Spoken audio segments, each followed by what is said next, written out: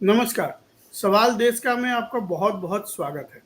मैं हूँ रोहित रोहन और आप देख रहे हैं आज का प्रोग्राम, जिसमें आज हम डिस्कस करने वाले हैं कि कल चुनाव का जो रिजल्ट आने वाला है, उसके पहले एक फ़ियर फैक्टर क्यों बना रही है विपक्ष?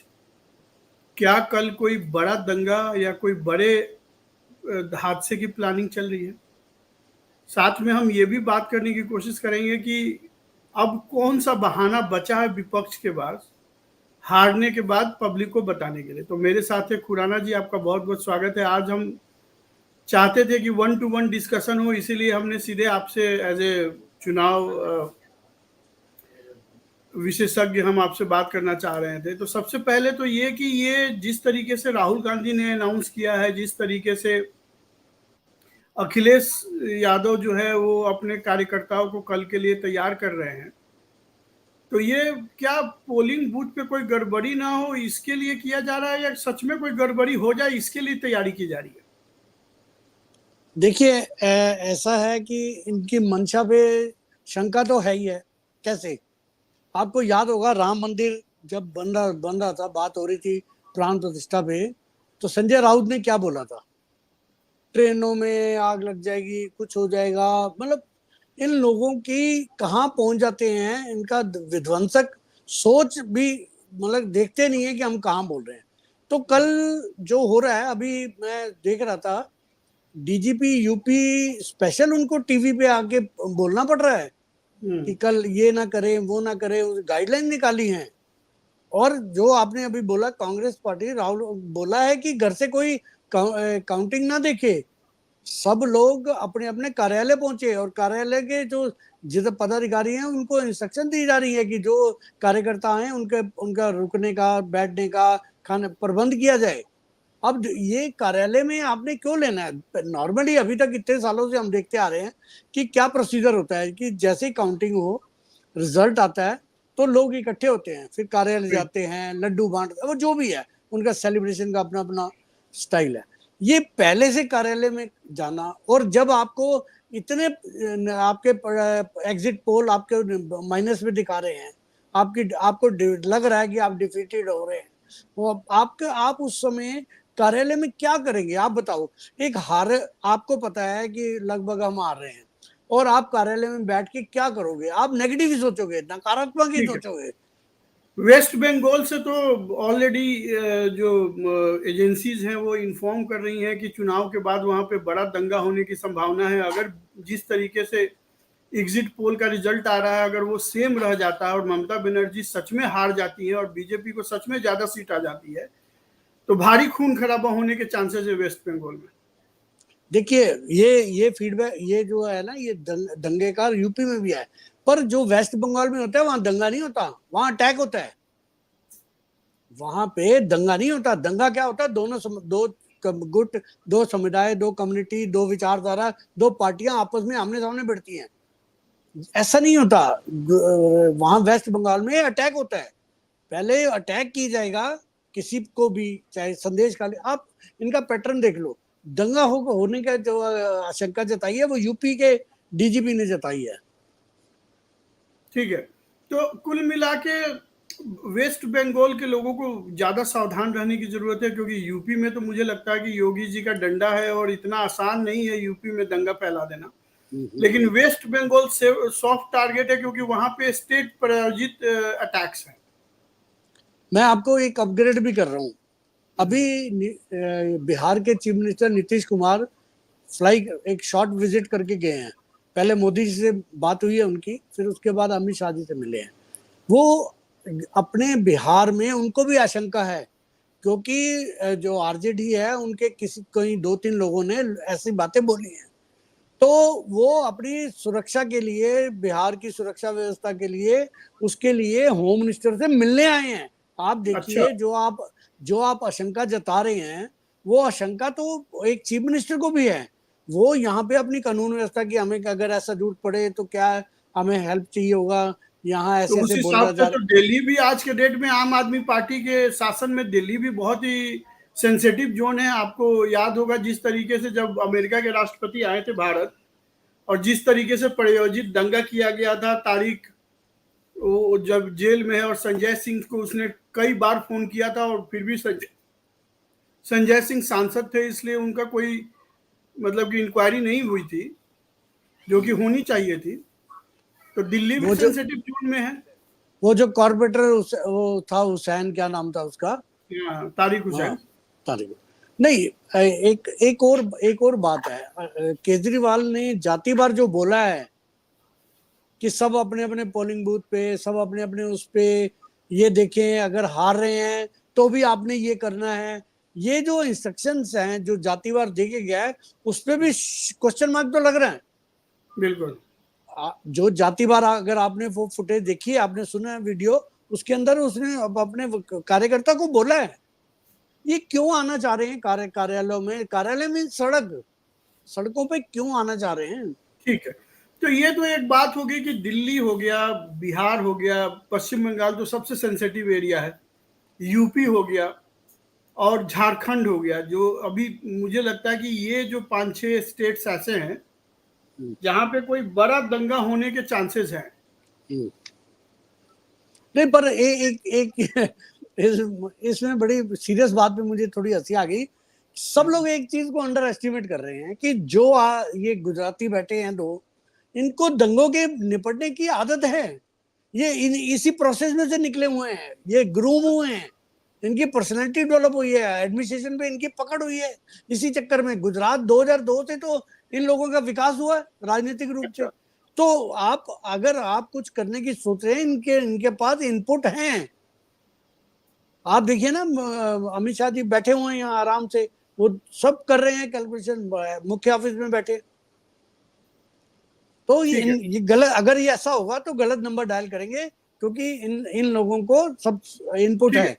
अब एक छोटा सा पॉइंट मैं जानना चाहता हूँ, एक छोटा सा कमेंट कीजिए कि अब ये भी निकल के आने लगा है, जिस तरीके से आज चुनाव आयोग ने प्रेस कॉन्फ्रेंस किया, और कभी भी चुनाव आयोग जो है रिजल्ट आने के बीच में और चुनाव और रिजल्ट आने के बीच में कभी प्रेस कॉन्फ्रेंस नहीं करती है, तो ऐतिहासिक प्रेस कॉन्फ्रेंस माना जाएगा, क्योंकि 60-70 साल के इतिहास में कभी नहीं किया है चुनाव आयोग ने, और उन्होंने सारे क्वेश्चंस को एड्रेस किया। एक और बात जो छन के आ रही है कि मुसलमानों का भी कम वोटिंग परसेंटेज गिरा है इस बार। इसके पीछे क्या लॉजिक लग रहा है, जबकि लाइनों में तो बहुत सारे मुसलमान लगे हुए थे और जिसको भी देखो बुर्का में लाइन लगी हुई थी जबरदस्त। एक तो मुझे जो लगता है, जो मैं बार बार अपने प्रोग्राम में कहता आ रहा हूं कि भाई मुस्लिम मेल और मुस्लिम फीमेल दोनों अलग अलग वोट बैंक है। मुस्लिम वीमेन जो है वो आज के डेट में मोदी का वोट बैंक है, और मुस्लिम मेन जो है वो वहाँ के रीजनल पार्टियों के वोट बैंक में है, जो वहाँ के क्रिमिनल या गुंडा या मवाली के द्वारा चलाया जाता है कोई भी पार्टी। इसमें एक चीज आप गौर करें कि मुस्लिम जो, अगर हिंदुओं के वोट कम पड़े हैं तो मुस्लिम के भी कम पड़े हैं। कमालुद्दीन जी, आपका स्वागत है। उसका कम होने पे एक बहुत बढ़िया एग्जांपल दे रहा हूँ, हैदराबाद का। हैदराबाद में टोटल मुस्लिम एरिया है, ओवैसी का एरिया है, वहां कोई दूसरा सोच ही नहीं सकता था कि उसको लड़ सके, टक्कर दे सके। वहां पे 5,40,000 जो वोट कैंसिल हुए हैं, जो फर्जी वोट थे, वो किसके थे, किस कम्युनिटी के थे। तो ये भी एक फर्क पड़ा है। दूसरा एक छोटा सा फैक्टर ये हुआ है कि थोड़ा सा दूसरे वोट पड़ना, सेकेंड वोट डालना, थर्ड वोट डालना थोड़ा डिफिकल्ट हो गया है, क्योंकि इस बार बुर्का हटाने के लिए लेडीज जो थी, चाहे पुलिस वाली थी, उन्होंने उसको करा है, चेक करा। कमालुद्दीन जी, हम लोग अभी 2 टॉपिक पे डिस्कस कर रहे थे, आप थोड़ा लेट से ज्वाइन किए हैं, आप अपने आप को अनम्यूट कर लीजिए। मैं आपको दोनों टॉपिक बता देता हूं, दोनों पे छोटा छोटा कमेंट कीजिएगा, क्योंकि आज का प्रोग्राम छोटा है। पहला ये है कि चुनाव के बाद कुछ जगह पे प्रायोजित दंगों का संभावना जताया जा रहा है, जिसमें वेस्ट बंगाल है, बिहार है, दिल्ली है और झारखंड है। तो इस पे आप क्या कहना चाहते हैं? और दूसरा कि इस बार के जो वोटिंग हुआ है उसमें ये छन के आ रहा है कि मुस्लिम वोटिंग कम हुई है, मुस्लिम वोटिंग गिरी है। देखिए, संक्षेप में ही अपनी बात मैं रखूंगा। रही बात जो है कि जो आप आशंका जो मतलब बताए कि इस तरह का जो है कुछ जो है उपद्रवी या कुछ सोच वाले लोग होंगे, तो इसमें हम सभी का दायित्व बनता है, चाहे कोई भी पार्टी हो, कि हम सब मिलके जो है वैसे इसको जो है और प्रशासनिक से भी और हम इससे भी प्रशासनिक से व्यवस्था से भी मांग करेंगे कि मतलब जो उसे सुचारू रूप से जो है चलाने का काम करे और हम सबको आगे बढ़ चढ़कर जो है शांति जो है संयम जो है बनाए रखना है और जो भी रिजल्ट आता है उसे देखना है। रिजल्ट देख के जो है किसी तरह का ये नहीं होना चाहिए, तो इसके तो खैर खिलाफ हूँ सबसे पहली बात। बहुत बढ़िया। दूसरी बात मुस्लिम महिला का जो है वोट पड़ा, कम पड़ा, परसेंटेज कम गिरा, तो ये एक अलग मैटर है। क्यों कम पड़ा? बहुत सारी जगह पे जो है बहुत सारे लोगों का वोट कम पड़ा, तो वोट मार्जिन का लेकर जो है इससे मैं ज्यादा जो है डिस्कस नहीं करूंगा। अब इसमें कई लोग निकाल देते हैं कि जो है हुआ क्या है कि इस वक्त जो है मुस्लिम महिला जो है मतलब नहीं पहुंची या जो है फर्जी वोट पहले करती थी। अरे फर्जी वोट करती थी तो कहाँ, आज मैं बता रहा हूँ उत्तर प्रदेश में ही चुनाव के दौरान जो है एक छोटा मासूम सा बच्चा से जो है भाजपा का जो है एक नेता जो है 8 बार जो है मतलब जो है वोट डलवाता है। पूनम पंडित ने इसे कोर्ट भी किया है, वो मैं वही बता रहा हूँ। 8 बार, चाहे किसी पार्टी को दे, मैं नहीं जानता XYZ, वो गया जो है। तो कल के डेट में और हम लोग, जहां तक कांग्रेस पार्टी की बात रही, मैं आपको पूरा विश्वास दिलाता हूं कि कांग्रेस पार्टी का एक एक कार्यकर्ता, चाहे जो है जिस छोटा से लेके जो है बड़ा तक, हर कोई जो है अपने जो है जो भारतीय राष्ट्रीय कांग्रेस की जो है विचारधारा है, हम उस विचारधारा को फॉलो करते हैं। हम अहिंसा के मार्ग पर चलते हैं, हम बापू के मार्ग पर चलते हैं और हम शांति कायम करने में 10 कदम आगे निकलकर जो है ये काम करेंगे। सवाल इसी में है, इसी में एक और सवाल है कमालुद्दीन जी, फिर मैं आता हूं खुराना साहब आपके पास। कमालुद्दीन जी, इसमें एक सवाल ये भी हुआ है कि जो मुस्लिम वोट बैंक है वो पहली बार मुस्लिम वोट बैंक भी 2 भागों में डिवाइड हो गया है।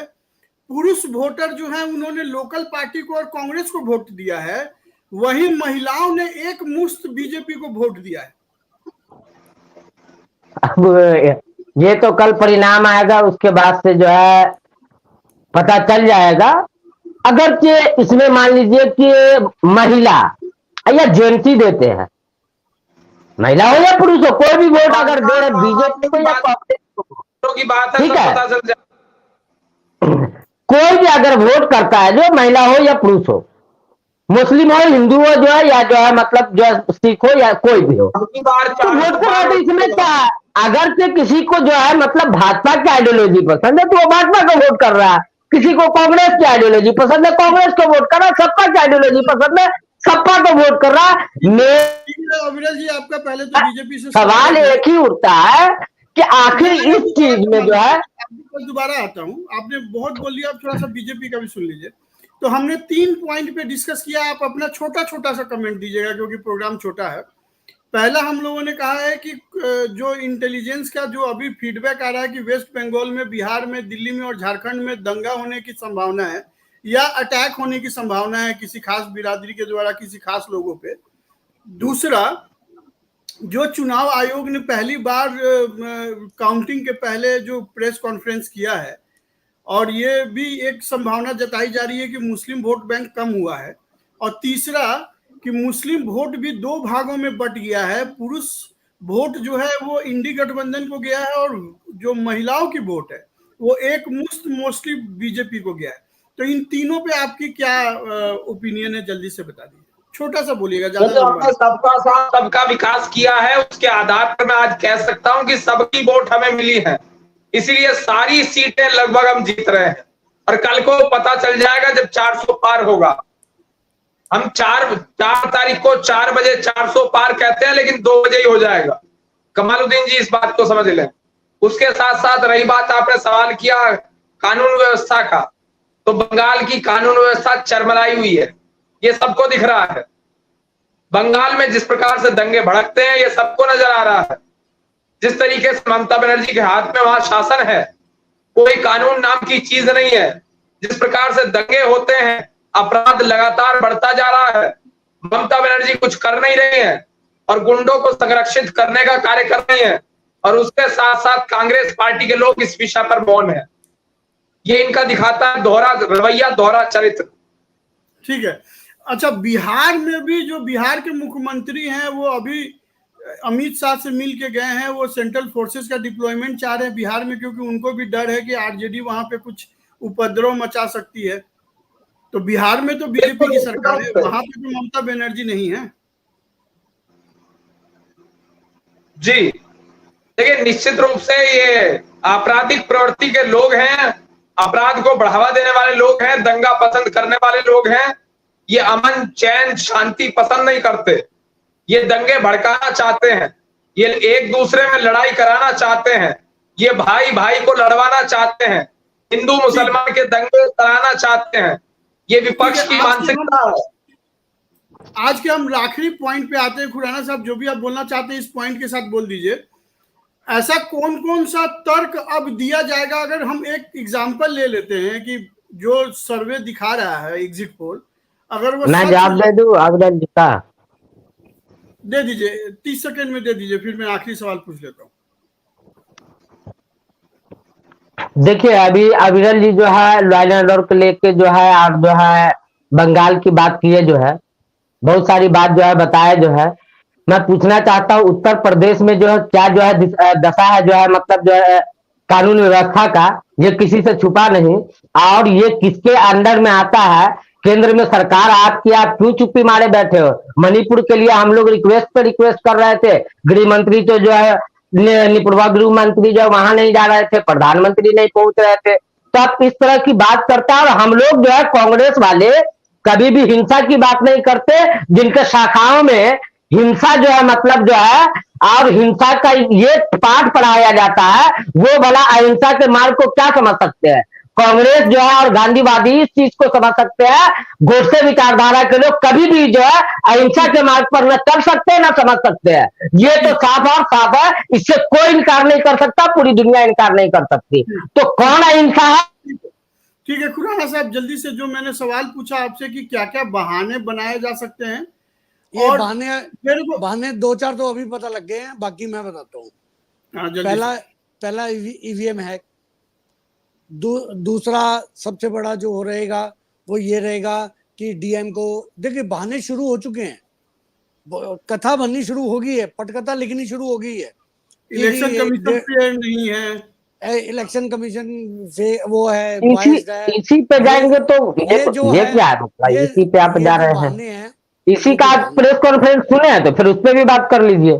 एक बार हैट स्थिति के बारे में जो है मतलब कहाँ डिस्कस जो है, एक बार एक शब्द नहीं निकला हैट स्थिति इतना जो है मतलब नरेंद्र मोदी जी, योगी आदित्यनाथ जी, उसके बाद से जो है हिमंता बिश्व शर्मा जो है उसके बाद से, लेकिन एक बार जो है पीसी के दौरान जो एक शब्द जो है मतलब जो है नहीं चलेगा।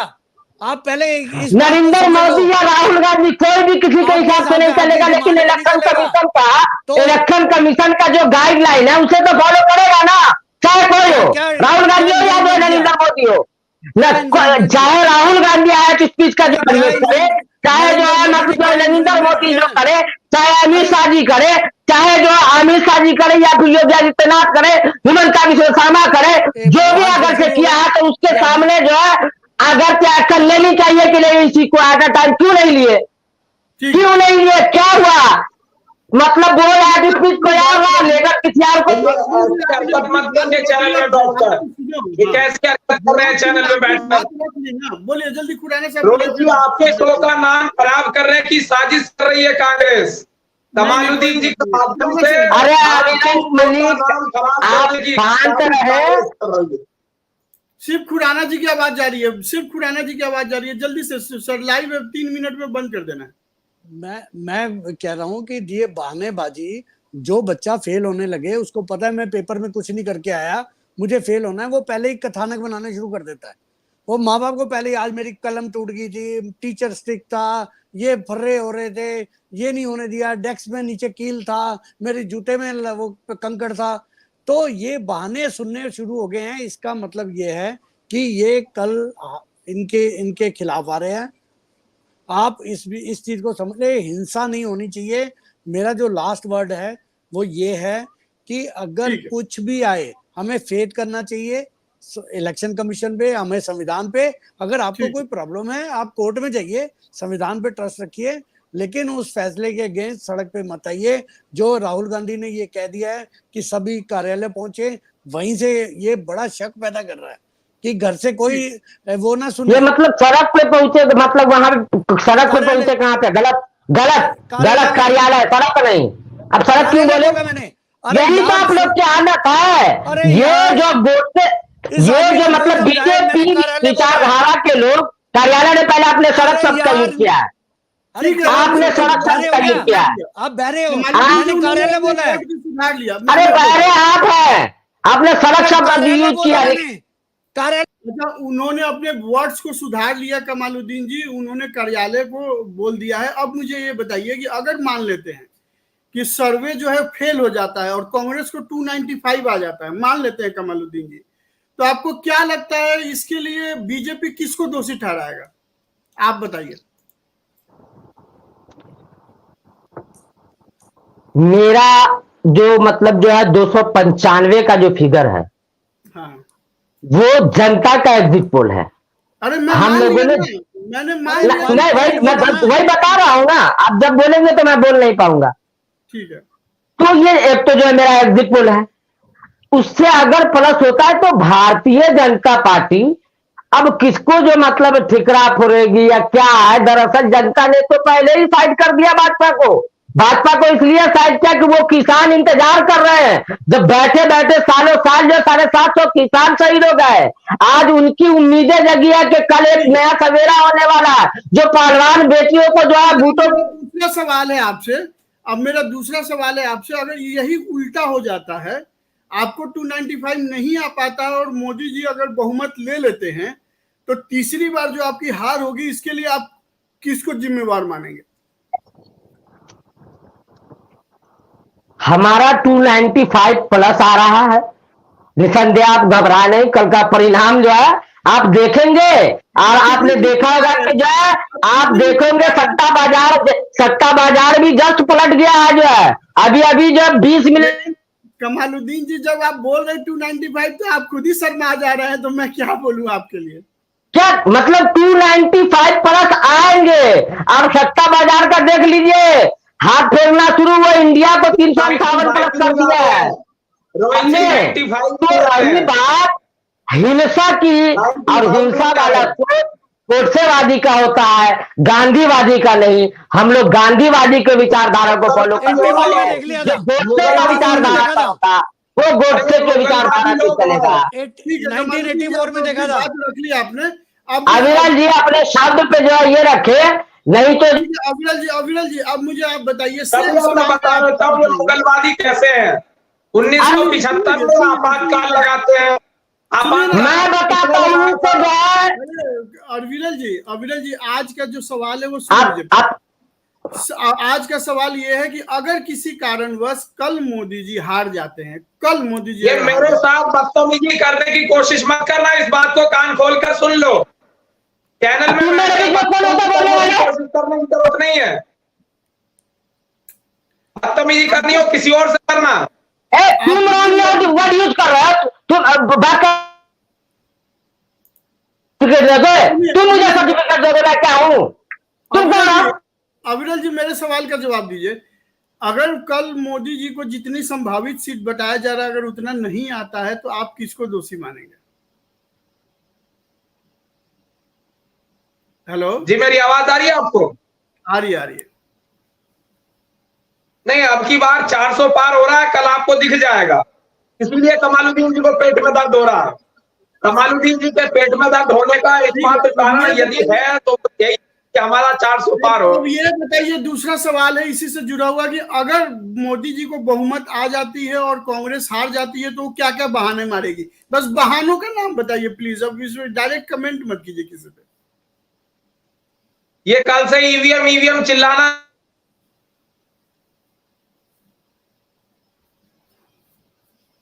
लगता है कि ईवीएम चिल्लाते चिल्लाते अविरल जी का ही आवाज निकल गया है कहीं।